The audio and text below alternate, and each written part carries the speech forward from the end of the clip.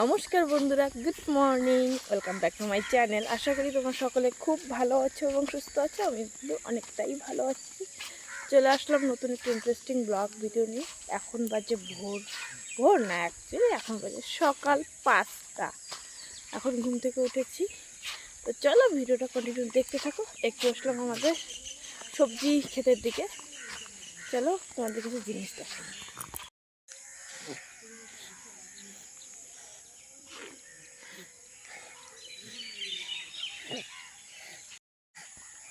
তো দেখো এই যে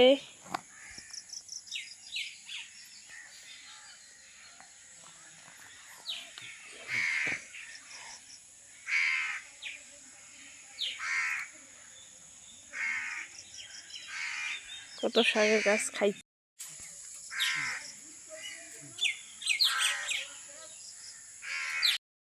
মারা তো ওই দিকে শাক তুলতেছে। আর যেহেতু খুব সকালে উঠেছি তাই একটু হাঁটতে এসেছি, কারণ হাঁটলে শরীর আর মন দুটোই ভালো থাকে। একদম চৌপতির সামনে এসেছি। এই যে দেখতেই পাচ্ছ পিছনে চৌপতি, ওই যে কুত্তাটা দেখা যাচ্ছে। তো এইদিকে আসলাম একটু, তারপর এখনই যাব, গিয়ে আবার অনেক কাজকর্ম রয়েছে। আমার বড় ছেলের কি হয়েছে, জ্বর এসেছে রাত্রিবেলা। ঘরে ওষুধ ছিল, সেই ওষুধটা ওকে খাওয়ানো হলো, দেখি সেরে উঠে কি ওঠে না। এইদিকে চলো দেখাই, মানে ধান লাগিয়েছে, আর ধানগুলো দেখতে ঠিক কতটা সুন্দর লাগছে। মাঠ ভরা ধান, সবগুলো সবুজ, যেদিকে তাকাও সবুজে সবুজে, মন কেমন করে।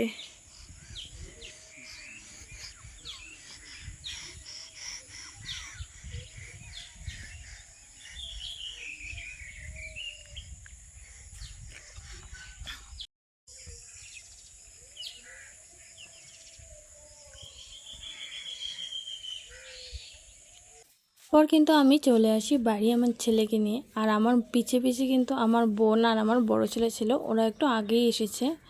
আর ও এসে কোথায় গেছে এখনও পর্যন্ত আমি জানি না। আজ যেহেতু সকাল সকালে উঠেছি, আর মা ওইদিকে বাবার সঙ্গে শাক তুলতেই ব্যস্ত। ছেলেকে একটু দোলনায় শুয়ে ভাবলাম না, কাজ বাজে একটু হাত লাগাই, যাতে আর কি তাড়াতাড়ি হবে। অনেক দিন পর এই যে আজকে উঠোনটা ঝাড় দিচ্ছি। মাঝে মাঝে ঘর তোল আর কি, এগুলো আর কি ঝাড় দিই। দিনেতে কতবার ঘর ঝাড় দিই তার কোনো গ্যারান্টি নেই, এত পরিমাণে ধুলো হয়। তো আজকে সময় পাইলাম বলে কি একটু বাসি কাজ করলাম। বাসি কাজ করতে মোটামুটি ভালোই লাগছে, আর শরীরটাও একটু হচ্ছে, মানে ব্যায়াম হচ্ছে। অনেক দিন থেকে তো এই সমস্ত কাজ আমার দ্বারা করাই হয় না। আমি এই যে উঠি কেবল 7টা, হ্যাঁ উঠি সকাল সকাল, কিন্তু ওই যে একঘেয়েমি, যেহেতু রাত্রিবেলা ঘুম হয় না, সকালটা একটু ঘুমোতে ইচ্ছে করি, কিন্তু আজকে আর সেটা করিনি। আজকে রাত্রিবেলা কিন্তু একদম ঘুম হয় নাই, 3:30টার সময়ই উঠেছি। কিন্তু তখন থেকে জেগে জেগে ছেলের সঙ্গে খেলতে খেলতে এই যে 5টার দিকে আর কি বিছানা থেকে উঠে শাক তুলতে গেছিলাম। এদিকে দেখো আমার কিন্তু উঠোনটা ঝাড় দেওয়া কমপ্লিট। বোন এসে বাইরে আর কি ঝাড় দিচ্ছে, আমি ঘরটা সব ঝাড় দিয়ে এসেছি। এদিকে বাবা তো শাকগুলো বেচতে নিয়ে যাবে। দেখো লাউয়ের ডগাগুলো কি সুন্দর হয়েছে, দেখেই মনে হচ্ছে না আর রান্না করি। কিন্তু সত্যি কথা কি, বাড়িতে যদি একটা জিনিস থাকে, সেই জিনিসটা তোমাকে একদিন ভালো লাগবে, 2 দিন ভালো লাগবে, 3 দিন না, সেই জিনিসটা আর ভালো লাগে না। কিন্তু টাকা পয়সা দিয়ে যদি তোমরা কিনে খাও, জিনিসটা যদি খারাপও হয় তবুও কেন জানি না ভাল লাগে। তো আমার ক্ষেত্রে তো এরকম হয়, তোমাদের ক্ষেত্রে এরকম হয় কি হয় না জানিও। তবে হ্যাঁ, বাড়ির জিনিস একটু টেস্ট আলাদাই হয়, কারণ বাড়ির জিনিসে সেরকমভাবে সার প্রয়োগ করা হয় না, আর জিনিসটা টাটকা পাওয়া যায়, একদম মাঠ থেকে বাগান থেকে তুলে এনেই রান্না করা হয়। এদিকে দেখো বাবা কিন্তু শাক করে নিয়ে গেলো। আর আজকে হচ্ছে বাসনগুলো আমি মাজলাম, তার কারণ ওই যে ছেলেটা ঘুমোচ্ছে, 2 ছেলে কিন্তু প্রচুর পরিমাণে ঘুমোচ্ছে। আমার ছেলেদের আবার ওই রকম একটা অভ্যাস হয়েছে, এদিকে রাত 3টা 3:30টার সময় উঠবে, তারপর সকালে একটু খাইয়ে দিয়ে ঘুম পাড়িয়ে দিলে কিন্তু মোটামুটি একটু ঘুমায়, কিন্তু হ্যাঁ ওদেরকে ঘুম পাড়িয়ে দিতে হবে, নইলে কিন্তু একটুও ঘুমাবে না। তার উপর ওরা বিছানায় ঘুমাবে না, দোলনায় ঘুমাবে। তো ওদেরকে দোলনায় ঘুমিয়ে টুমিয়ে দিয়ে একটু কাজ বাজ করতেছি। আর আজকে রান্নাটাও মনে হচ্ছে আমাকেই করতে হবে। বোনকে মা কতক্ষণ থেকে বলতেছে রান্না বসাও রান্না বসাও, কিন্তু মানে বোন রান্না বসাচ্ছেই না। ফাইনালি এই দেখো ওইদিকে তাড়াতাড়ি করে সেগুলো কেচে দিলাম। কারণ এই যে দুদিন থেকে যেহেতু রোদ বৃষ্টি একটু কমই হয়, তার জন্য না কেমন এগুলো সাথে শুকোয় ঠিকই, কিন্তু ওই যে একদম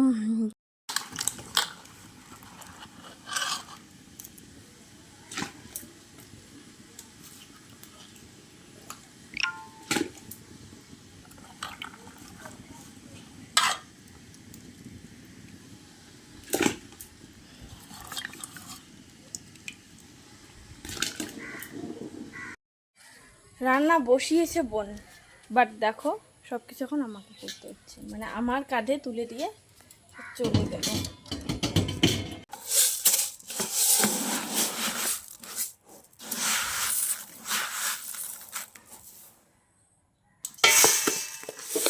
এক কেজি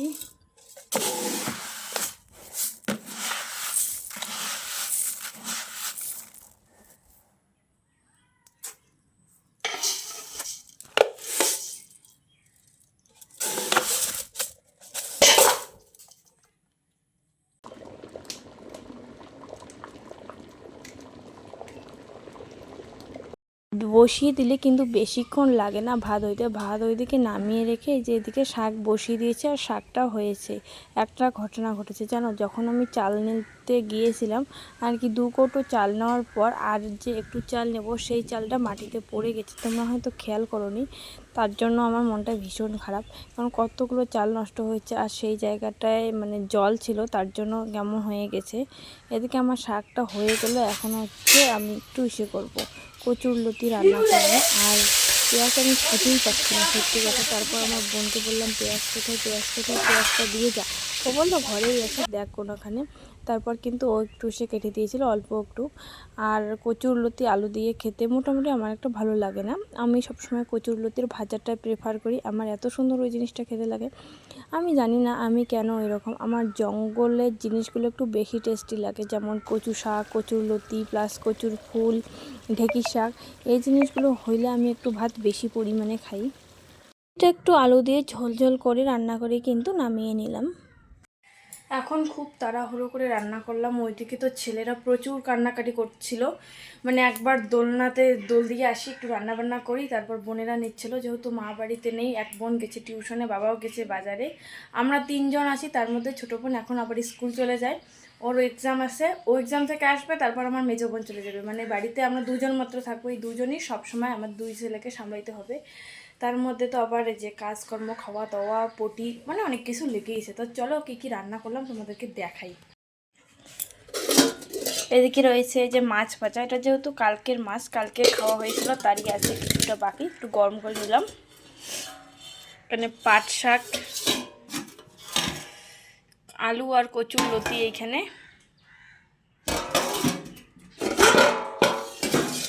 আর এখানে রয়েছে আলু পটল মাখা।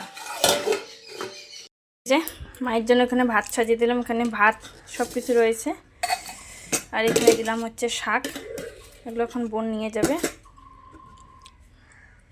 ওদেরকে ভাত নিলাম, ভাতটা মাখে খাওয়াবো মাছটা নিয়ে গিয়ে।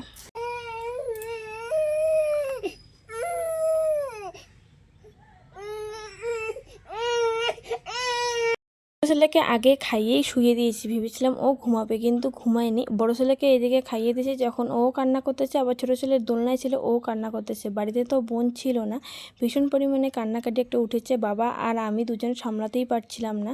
তারপর এই যে অনেকক্ষণ একটু চুপচাপ থাকার পর দেখুন এখানে মানে খেতে বসছে, কিন্তু এইরকম একটা মনোভাব যেন ও ঘুমাবেই।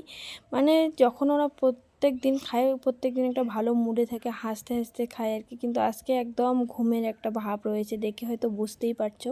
আর ছোটো ছেলেও কিন্তু ঠিক এভাবেই চেয়ারে বসে খায়। এখন থেকে আমি বসে খাওয়ানোর একটু একটু চেষ্টা করি, কারণ সবসময় শুয়ে খেলে মনে হয় আমার যে গলায় লাগতে পারে, যেহেতু ভারী খাবার খাচ্ছে এখন ওরা। যখন আমি রান্না শেষ করি তখন বাজে 10টা। এখন আমি খেতে বসেছি, এখন বাজে হচ্ছে 1টা। সবার কিন্তু আগেই খাওয়া হয়ে গিয়েছিল।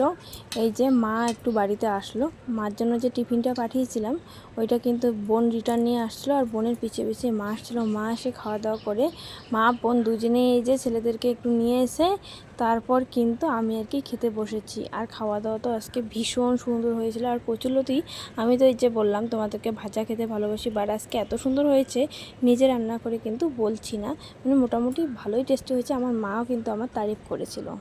পরিস্থিতি কিন্তু মানুষকে সব কিছু শেখাতে বাধ্য করে। হ্যাঁ, একটু কষ্ট হয়, একটু মানিয়ে নিতে টাইমও লাগে, কিন্তু সত্যি পরিস্থিতি মানুষকে সব শেখায়, মানুষ চিনতে শেখায়, মানুষের আচার আচরণ সব শেখায়। তো বর্তমানে কিন্তু আমাদের বাড়িতে এই যে মা একটু মাঠের কাছে যাচ্ছে, বাবাও হাটে যাচ্ছে প্রত্যেক দিনই, যেহেতু আমাদের শাকগুলো বিক্রি করতেই হবে আর বোনেদেরও এক্সাম।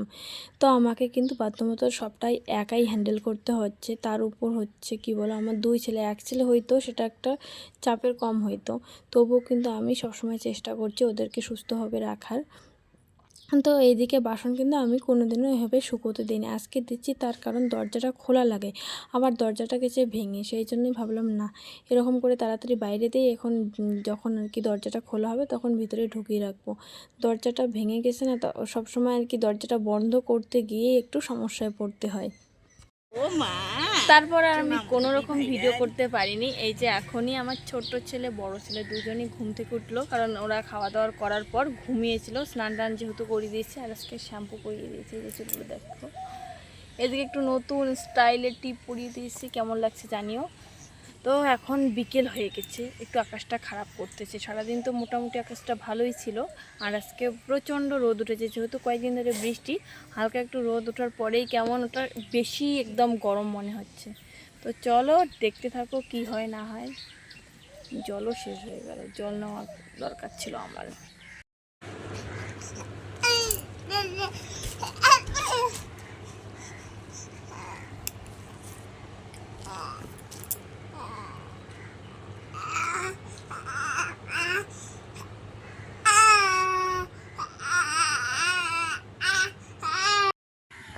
কি সুন্দর ঠান্ডা ঠান্ডা বাতাস, বৃষ্টি পড়েছে না?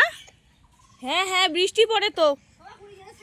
শুনতেই পেলে যে বৃষ্টি আসবে, তাই কিন্তু তাড়াহুড়ো করে চলে আসলাম এই যে সমস্ত জিনিসগুলোকে ঘরে তুলতে। আমি তো প্রথমে আমার ছোট ছেলে কোলে ছিল, তাকে আর ঘরে না শুয়ে দিয়ে চলে আসছি, যেহেতু হালকা বৃষ্টি পড়ছে, এগুলো আবার ভিজে গেলে সমস্যা হবে, রাতে যেহেতু এগুলো লাগবে।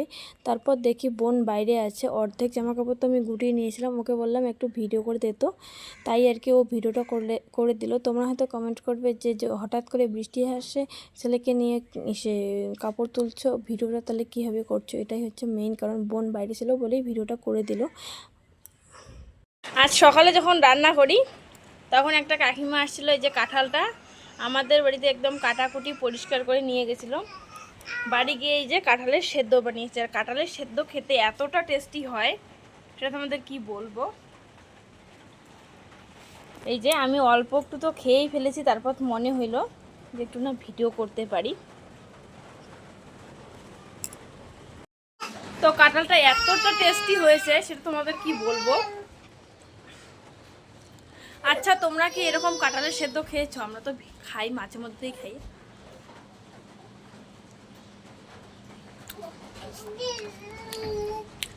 কাকিমা দিয়েছে, ওটা নিরামিষ রান্না হয়েছে আজ যেহেতু বৃহস্পতিবার। এবার পেঁয়াজ টাজ দিয়ে, রসুন পেঁয়াজ দিয়ে রান্না করলে আরও ভীষণ টেস্টি হয়।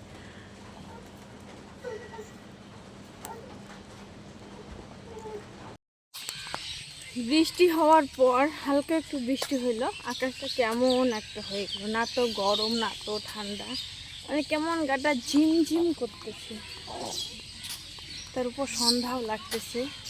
মা এখনো পর্যন্ত বাড়ি এখনো আসেনি আর কি।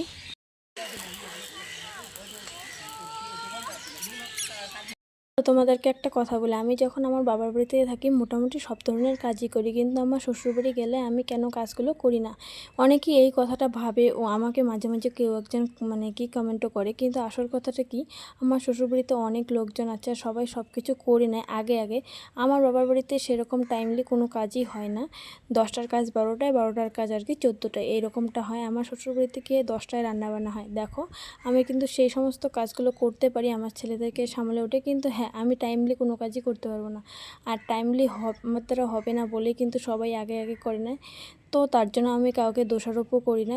আর আমার বাবার বাড়িতে কি হয়, যেহেতু আমরা সবাই অনেকটাই বড় হয়ে গেছি, লোকজন ওই 6জন মানুষ, সবাই সবার মতো করে বাড়ি থেকে বেরিয়ে যায়, বাড়িতে 2-1জন থাকে, তখন আমার অতটা ইসে হয় না। আমরা যখন হয় তখন করব, এভাবেই সময়টা পেরিয়ে যায়। তো ভিডিওটা তোমাদের কেমন লাগলো কমেন্ট করে জানাতে কিন্তু একদম ভুলবে না। যদি ভালো লাগে লাইক করে দিও, চ্যানেলটা সাবস্ক্রাইব করে দিও। Bye bye.